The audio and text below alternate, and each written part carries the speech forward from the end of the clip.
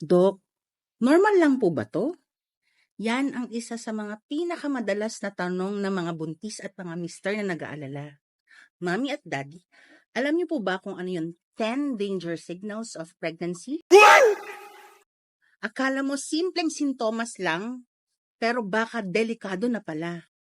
Hindi lang si mami ang dapat maging aware. Dapat si daddy din. Isang sign lang ang hindi nyo mapansin, pero buhay na ni mami at baby ang nakasalalay. Hi, I'm Doc Carla, isang OB-GYN. Madalas akong nakakakita ng mga buntis na may ganitong sintomas. Alam ko kung paano ito kadelikado kung hindi ito maagapan. Kaya ngayon, pag-uusapan natin ang 10 danger signs of pregnancy para alam nyo kung kailangan dapat nang kumilos. Si Jenny, 7 months pregnant, dumating sa clinic na kasama si Mr. Ang complaint niya is matinding sakit ng ulo. Malabo ang paningin. Sabi niya, Dok, baka pagod lang. Pero nung chinek ko siya, naku, mataas na pala yung BP.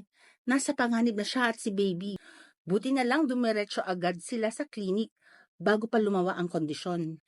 Hindi lahat ng nararamdaman ni Mami ay normal lang.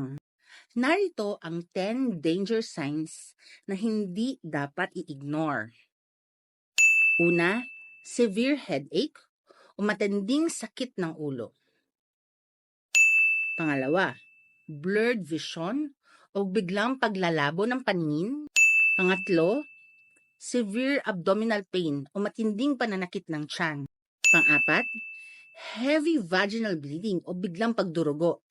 Number 5, sudden swelling of hands, face, and legs o biglang pamamaga ng kamay, mukha o paa.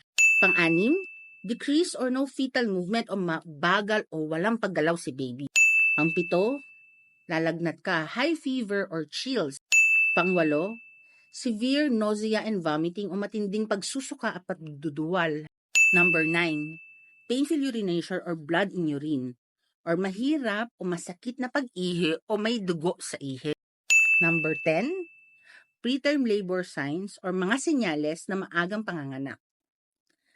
Kapag may naramdaman si mami na alinman dito, Daddy, kilos na agad ha.